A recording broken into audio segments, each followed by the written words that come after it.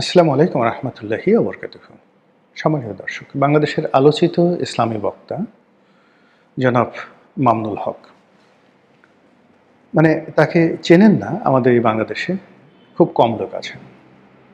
প্রচুর সুনাম আছে, সুখ্যাতি আছে, পারিবারিক ঐতিহ্য আছে, আবার একই সঙ্গে দুর্নাম আছে, বদনাম আছে। আমরা সবাই ভালো মন্দ মিলিয়ে মানুষ। কিন্তু তার দুটো চরিত্র রয়েছে। তিনি যখন মঞ্চে উঠেন, বক্তব্য দেন, বিশেষ করে বায়তুল মোকাররমের সামনে কিংবা কোনো ওয়াজের মাহফিলে, তিনি খুব জোরে জোরে কথা বলেন। ভীষণ রকম জোরে জোরে কথা বলেন এবং তার সেই কথাবার্তা শুনলে আপনার কাছে মনে হবে এই মানুষটি একটি জিহাদি, জঙ্গি প্রকৃতির মানুষ। কিন্তু আপনি যদি কাছাকাছি তার সঙ্গে কথা বলেন, তার সঙ্গে যদি আপনার বন্ধুত্ব থাকে, এক টেবিলে বসে আপনারা খানাপিনা করেন, তাহলে তার নম্রতা, বিনয় এবং ভদ্রতা আপনি মুগ্ধ হবেন। তার সঙ্গে আমার কখনো পরিচয় হয়নি, কথা হয়নি, কিন্তু তার যারা কাছাকাছি তাদের অনেকের কাছে আমি এই কথাগুলো শুনেছি। দ্বিতীয় শুনেছি যে হাদিসের একজন মশহুর ব্যাখ্যাকারী, তারপর হাদিস বিশারদ যাকে বলা হয় শাইখুল হাদিস হিসেবে ছাত্রদের কাছে তার যে সুনাম এবং সুখ্যাতি, এটা বাংলাদেশে অল্প কয়েকজন হাতে গোনা আছে। এখন যেমন বাংলাদেশের যিনি ইমামুল যাকে বলে আজম, বায়তুল মোকাররমের যিনি এখন ইমাম হয়েছেন, তিনি এরকম অখ্যাত ছিলেন, কিন্তু ইসলামী অঙ্গনে তার যে প্রসিদ্ধি, তার যে সুনাম এবং সুখ্যাতি একজন আলেম হিসেবে, হাদিস বিশারদ হিসেবে, এটি বাংলাদেশে দ্বিতীয় এরকম সম্মানিত ব্যক্তি নেই। মামুনুল হকের সঙ্গে আর বায়তুল মোকাররমের খতিব সাহেবের মধ্যে ডিফারেন্স হলো যে বায়তুল মোকাররমের খতিব সাহেব অরাজনৈতিক ব্যক্তিত্ব, কিন্তু হাদিসের যে ইলম, সেই ইলমের দিক থেকে মামুনুল হককে আপনি কোনো অবস্থাতেই পেছনে ফেলতে পারবেন না। এগুলো এক। ২ নম্বর হলো যে ছাত্রদেরকে পড়ানো, টিচিং ক্যাপাবিলিটি। যেমন আমাদের আবদুল্লাহ আবু সাইদ স্যার আছেন, খুব ভালো শিক্ষক। তারপরে আরও অনেক খুব নামকরা শিক্ষক, যারা ক্লাসে যখন যান মন্ত্রমুগ্ধের মতো ছাত্রছাত্রীরা তাদের কথা শুনে এবং অন্যান্য ডিপার্টমেন্ট থেকেও চলে আসে। তো মামুনুল হক তার ছাত্রদের কাছে ঠিক ওইরকম জনপ্রিয়, এরকম আমি শুনেছি। এবং তার সাথে আরও একজন এরকম জনপ্রিয় আছেন, যেমন মুফতি হারুন এজাহার। বাইরে থেকে আপনি যতই বলেন না কেন, চট্টগ্রামে মুফতি হারুন এজাহার, তিনিও অত্যন্ত মেধাবী এবং তার ছাত্রদের কাছে ভীষণ রকম জনপ্রিয়। তো এটা গেল ২ নম্বর, ছাত্রদের কাছে জনপ্রিয়। ৩ নম্বর হলো তিনি অর্থনৈতিকভাবে অন্য হুজুরদের মতো অসচ্ছল নন। তার বাবা যথেষ্ট ধনসম্পদ রেখে গেছেন তাদের জন্য। তারা এই সমাজের উচ্চবিত্ত শ্রেণী, তাদেরই মতো টাকা পয়সার মালিক। এরপরে হলো তাদের যে ব্লাড লাইন। তো তার বাবা আল্লামা আজিজুল হক, যাকে বাংলাদেশের প্রথম শাইখুল হাদিস বলা হয়। তো এই যে শাইখুল হাদিস, হাদিস গ্রন্থের যে প্রথম সংকলন, এটি তার বাবা করেছেন। এবং তিনি বাংলাদেশে যে কয়জন প্রবীণ রাজনীতিবিদ রয়েছেন, যারা ইসলামিস্ট হওয়া সত্ত্বেও রাজনীতিতে এসেছেন, যেমন মাওলানা আব্দুর রশিদ তর্কবাগীশ, শাইখুল হাদিস আল্লামা আজিজুল হক মানে মামুনুল হকের বাবা, তারপরে হাফিজি হুজুর সাহেব ছিলেন। তো ওনারা সবাই খুব এমিনেন্ট পলিটিশিয়ান ছিলেন। মাওলানা মহিউদ্দিন খান, মাসিক মদিনার যে সম্পাদক, এদের যে প্রজ্ঞা, মেধা, মাওলানা মহিউদ্দিন খান, আপনি তাদের সঙ্গে না মিশলে বুঝতে পারবেন না যে মেধা কাকে বলে। আমরা হয়তো সলিমুল্লাহ খানের সেই মুখস্থ বিদ্যা দেখে বা তার কথা শুনে আমরা মুগ্ধ হয়ে যাই। আবদুল্লাহ আবু সাইদকে আমরা মনে করি যে অনেক পণ্ডিত ব্যক্তি, কিন্তু মাওলানা মহিউদ্দিন খান সাহেবদের মতো মানুষ, তারপরে বায়তুল মোকাররমের যে খতিব ছিলেন উবায়দুল্লাহ সাহেব, খতিব উবায়দুল্লাহ সাহেব, এদের মতো মানুষ, তারপরে প্রয়াত সাংবাদিক অধ্যাপক আব্দুল গফুর, অধ্যাপক দেওয়ান মোহাম্মদ তাজরফ, অধ্যক্ষ দেওয়ান মোহাম্মদ তাজরফ, প্রিন্সিপাল আবুল কাশেম, এই সমস্ত মানুষকে বলা হতো ইসলামিক দার্শনিক, ইসলামিস্ট এবং ইসলামিক দার্শনিক। অনেকটা সেই প্রাচীন জমানাতে আপনি যদি সক্রেটিস, অ্যারিস্টটলদের কায়দায় আমাদের যেখানে জাবির ইবনে হায়ান, তারপরে ইবনে কাসির, তারপর সেই ইবনে সিনা, আল রাজি এই প্রমুখ ইসলামিক স্কলারদের তৈরি হয়েছিল। ঠিক আমাদের এই বাংলাদেশে ৬০-এর দশকে ৫০-এর দশকে অনেক ইসলামিক স্কলার ছিলেন। কাজী আব্দুল ওয়াদুদ নামে একজন ইসলামিক স্কলার ছিলেন। তার লেখাগুলো না পড়লে বুঝতে পারবে না যে এই বাংলাদেশে এমন রত্ন ছিল। এই যে বদরুদ্দীন ওমর নাস্তিক ছিলেন, তার বাবা আবুল হাশিম যে কত বড় পণ্ডিত ছিলেন। এখনকার যারা বড় বড় ইসলামী বক্তা রয়েছেন, আবুল হাশিমের মানে কদমের কাছে, পায়ের কাছে বসে ইসলাম শিক্ষা গ্রহণ করতে পারলে তারা নিজেদেরকে ধন্য মনে করতেন। এরকম ইসলামিক স্কলার ছিলেন। তো এগুলো একটা ব্লাড লাইন থাকে। পরিবার হলো শিক্ষার সবচেয়ে একটা বড় বিষয়। একটা লোক পরিবার থেকে যদি না শিখে দুনিয়ার কোনো বিশ্ববিদ্যালয়ে তাকে শেখাতে পারে না। সেই অর্থে আল্লামা আজিজুল হক সাহেবের যে ছেলে মামুনুল হক, তার যে শিক্ষা, সেই শিক্ষা নিয়ে উচ্চাশা যারা পোষণ করবেন না বা তাকে তার শিক্ষা দীক্ষার ক্ষেত্রে যারা হেয় মনে করবেন, এরা মূলত মূর্খ প্রকৃতির মানুষ। আল্লাহ তাদেরকে হেদায়েত দান করুন। একবারে সর্বশেষ যেটা হলো, রাজনীতির ময়দানে তিনি যথেষ্ট ত্যাগ স্বীকার করেছেন, জেল খেটেছেন, জুলুম অত্যাচার সহ্য করেছেন। আওয়ামী লীগের সঙ্গে একটা সময় তার সম্পর্ক ভালো ছিল, একটা সময় সম্পর্ক খারাপ হয়ে যায়। সেই সম্পর্ক খারাপ হওয়ার কারণে তার চরিত্রে আওয়ামী লীগ যে কালিমা লেপন করার চেষ্টা করেছে, এটি করে আল্লাহর গজব নাজিল হয়ে গেছে। অনেক আলেম ওলামা, আপনি ওই একজন যাকে বলা হয় শিশু হুজুর, মানে নেত্রকোনা বাড়ি, তাকে ধরে নিয়ে তার সাথে মেয়েদের ছবি তুললো। তারপর এই যে মামুনুল হকের বিবাহিত স্ত্রী, তার স্ত্রীকে নিয়ে কী একটা কলঙ্ক তৈরি করলো, স্ত্রীকে দিয়ে মামলা করালো তার বিরুদ্ধে। এই জিনিসগুলো আসলে আসমানের মালিক বেজার হয়ে যায়।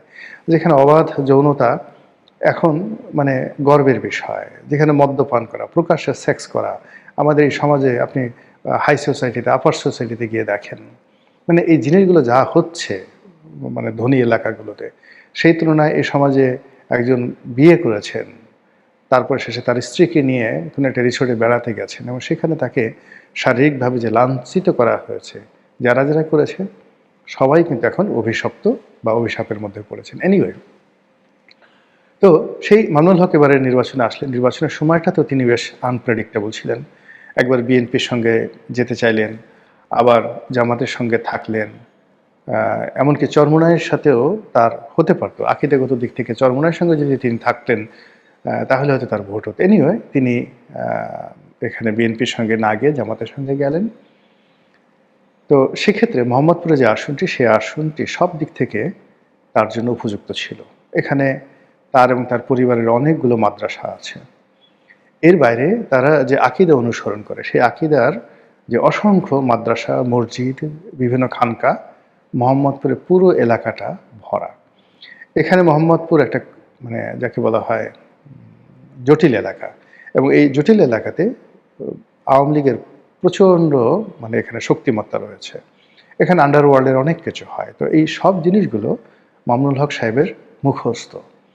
তো সেই অর্থে তিনি যখন নির্বাচনে দাঁড়ালেন এবং তার প্রতিপক্ষ যখন একেবারে নবীন একজন রাজনীতিক ববি হাজ্জাজ, তিনি আসলেন, তাও আবার তার নিজের দলকে বিলুপ্ত করে তিনি যখন বিএনপিতে আসলেন, তখন মামুনুল হক ধরে নিলেন যে এটা কোনো প্রতিযোগিতাই হবে না। এখানে হয়তো যাকে বলা ববি হাজ্জাজের জামানতও বাজেয়াপ্ত হতে পারে। এর কারণ হলো ওই আসনটি দীর্ঘদিন ধরে আব্দুস সালাম সাহেব, এখন যে দক্ষিণ সিটি কর্পোরেশনের প্রশাসক নিযুক্ত হয়েছেন, তো তাকে সেখানে মনোনয়ন দেওয়া হবে, এইভাবে একটা সিদ্ধান্ত ছিল। তো সিদ্ধান্ত হওয়ার পরে পরবর্তীতে সালাম সাহেবকে অফ করে দিয়ে বিএনপি সিদ্ধান্ত দেয় যে ওখানে মামুনুল হক সাহেবকে মনোনয়ন দেওয়া হবে। কিন্তু রাজনৈতিক কারণে যখন মামুনুল হক সাহেবের সাথে বিএনপির হয় না, সেখানে ববি হাজ্জাজকে মনোনয়ন দেয়। তো মামুনুল হক সাহেব যে কোনোভাবে সেখানে বিজয়ী হয়ে আসবেন এই আত্মবিশ্বাস তার ছিল, এবং তিনি একটি সাক্ষাৎকারে বেশ আত্মবিশ্বাসের সঙ্গে বলছেন যে না, এখানে আসলে প্রতিযোগিতা করার মতো প্রার্থী নাই, তাদের সঙ্গে যেখানে প্রতিযোগিতা আছে সেখানেই তো গণ্ডগোল হবে, বা এখানে উনি গণ্ডগোল করার মতো মানুষ নন, মানে তার সাথে গণ্ডগোলের প্রয়োজন আসলে, ভোট আসলে আমি হয়ে যাব। কিন্তু দেখা গেল যে আসলে তিনি হতে পারেননি। তো যাই হোক, এখন পরবর্তীতে তিনি একটি সাক্ষাৎকার একটি গণমাধ্যমে দিয়েছেন, ইউটিউবে দিয়েছেন। সেখানে তিনি বলেছেন যে আমি যদি বিএনপির সঙ্গে থাকতাম তাহলে আমি বিজয়ী হতাম এবং মন্ত্রী হতাম। তো এটা তার আক্ষেপ, ক্ষোভ, বিক্ষোভ, না হতাশা নাকি খোঁচা, এটা বোঝা যাচ্ছে না। ইট মিনস যে এখানে ইলেকশন ইঞ্জিনিয়ারিং হতে পারে। আমাকে ইঞ্জিনিয়ারিং করে ঠকিয়ে দেওয়া হয়েছে, আমি বিএনপির জোট ছেড়ে চলে আসছি। এই জন্য পুরো প্রশাসন এবছর যারা বিএনপিকে ক্ষমতা আনার জন্য প্রাণান্ত চেষ্টা করেছে, তারা মূলত আমাকে এখানে হারিয়ে দিয়েছে। এটা গেল একটা। দ্বিতীয়ত হলো যে আমি রাজনৈতিকভাবে ভুল সিদ্ধান্ত নিয়েছি। আমার আসলে জামাতের সঙ্গে আসাটা ঠিক হয়নি। বিএনপির সঙ্গে থাকলেই আমার রাজনৈতিক একটা ভবিষ্যৎ হতো, মন্ত্রী হতাম, এমপি হতাম, এলাকার সেবা করতে পারতাম এবং আমার জন্য একটা আইডেন্টিটি থাকতো, অনুশোচনা। থার্ডলি হলো আক্ষেপ, যে এখানে আমার যে পারিবারিক ভোট আছে, আমার নিজের ব্যক্তিগত ভোট আছে, সাংগঠনিক ভোট আছে, এর বাইরে জামাতের যে ভোট, সেই জামাতের ভোট আমাকে দেয়া হয়নি। আমার সঙ্গে জামাত প্রতারণা করেছে, বেইমানি করেছে, এরকমও ইন্ডিকেশন থাকতে পারে। এর কারণ হলো মামুনুল হক যদি পার্লামেন্টে থাকতেন, তাহলে তার যে বাগ্মিতা, তার যে উচ্চতা, সেখানে আসলে জামাতের আমির শফিক সাহেবকে কোনো নেতাই মনে হতো না। ডাক্তার আবদুল্লাহ তাহের যিনি আছেন, তাকে কোনো নেতাই মনে হতো না। নাহিদ যারা এমপি হয়েছেন, আক্তার যারা এমপি হয়েছেন, হাসনাত আবদুল্লাহ হয়েছেন, এই তরুণরা সবাই মামুনুল হক করত যদি তিনি এমপি হয়ে যেতেন। এবং সেক্ষেত্রে ডেপুটি লিডার, চিফ হুইপ, অন্য যে পদগুলো আছে, এটা মামুনুল সাহেবকে না দিয়ে কোনো উপায় ছিল না। এতে করে এখন জামাত যেভাবে মানে একটা অনুগত 11 দল পেয়েছে, যেখানে তার কর্মকাণ্ডে, তার সিদ্ধান্তে কোনো বাধা তৈরি করবে না, এদের জামাতের বাইরে যাওয়ার সাধ্য নেই, সাধও নেই, যোগ্যতাও নেই এখন যারা আছে। কিন্তু মামুনুল হকের যে কানেক্টিভিটি, তার সঙ্গে ডিজিএফআই কানেকশন ছিল, তার সঙ্গে তারেক রহমান সাহেবের কানেকশন ছিল, শেখ হাসিনার কানেকশন ছিল, তার সঙ্গে বাংলাদেশ ইসলামী অঙ্গনের এমন কোনো জায়গা নেই সেই কানেক্টিভিটি ছিল না। সবার সঙ্গে তিনি দাওয়াত দিলে ইসলামী অঙ্গনের মানে কোনো লোক তার কাছে আসবেন না, আর তিনি কোনো একটা দরবারে যাবেন না, তাকে সম্মান দেখানো হবে না, এরকম ঘটনা আসলে বাংলাদেশে কল্পনাই করা যায় না। তো সেই মানুষটিকে মানে একটা মানে জামাতের মধ্যে নেওয়া মানেই জামাতের যে মানে নিজস্ব যে বলয় আছে, সেই বলয়ে তাদের যে আধিপত্য, সেই আধিপত্যটা অন্যের হাতে তুলে দেওয়া। এখন এবার কিন্তু তারেক রহমান সাহেব ঠিক সেম কাজটি করেছেন। তিনিও তার দলের মধ্যে তাদেরকে মন্ত্রী বানিয়েছেন, এমপি বানিয়েছেন, মানে যাদের আনুগত্য প্রমাণিত এবং যাদের সঙ্গে জনাব তারেক রহমান সাহেবের চরিত্রের মিল রয়েছে, ক্যারেক্টারিস্টিক্সের মিল রয়েছে। এবং তারেক রহমান সাহেব তাদের চোখের দিকে তাকালে তারা বুঝতে পারেন যে ওরা কি চায়। আর যাদেরকে তারেক রহমান সাহেব ক্ষমতা দিয়েছেন, তারাও তারেক রহমান সাহেবের চোখের দিকে তাকালে বুঝতে পারেন নেতা কি চাচ্ছে, নেতার বডি ল্যাঙ্গুয়েজ কি, নেতার চোখ কি, নেতার রসায়ন কি, এই জিনিসগুলো বুঝতে পারেন। এখন এই বোঝার ফলে কি হলো, কি যোগ্যতা আছে কি নেই ডাজ নট ম্যাটার। কে চরিত্রবান, কে চরিত্রহীন, কে ডাকু মনসুর, কে অলি আল্লাহ, কে গাউস কুতুব, এই সমস্ত চিন্তার ব্যাপার না। রাজনীতি হতে একটা সমীকরণের বিষয়।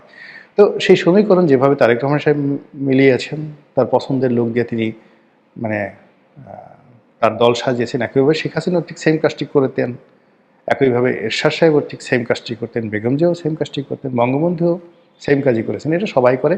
তো জামাত কেন অযথা একটা উৎকট, উদ্ভট তাদের দৃষ্টিতে, বা মানে ওভার কোয়ালিফাইড, যাদের মানে সিএস আছে, ফর্সা আছে, বিএস আছে, আরএস আছে, খতিয়ান আছে, বাপদাদা 14 গোষ্ঠীর নাম আছে, তো এরকম লোক এনে ঝামেলা বাঁধানোর দরকারটা কি? তো সেই অর্থে যে মামুনুল হক যে খোঁচাটা দিয়েছেন যে আমি আওয়ামী লীগ বিএনপিতে গেলে মন্ত্রী হতাম, এমপিও হতাম, এর মাধ্যমে তিনি তার মনের যে আক্ষেপ, দীর্ঘশ্বাসকে তিনি উস্কে দিয়েছেন। আর এটা যে রাজনৈতিক পরিণতি, এখন রাজনীতির ময়দান ঈদের পর থেকে যে রাজনৈতিক পরিণতি হবে, সেই পরিণতি খুব দ্রুত আপনি দেখতে পারবেন যে নতুন সমীকরণ দাঁড়িয়ে গেছে রাজপথে। সংসদে একরকম, আর রাজপথে আর একটা নতুন সমীকরণ, যা কিনা সরকারের জন্য আর বিরোধী দল কারোর জন্য ভালো হবে না। মহান আল্লাহ আমাদের সবাইকে হেদায়েত দান করুন, হেফাজত করুন। আসসালামু আলাইকুম রহমতুল্লাহি ওয়া বারাকাতুহু।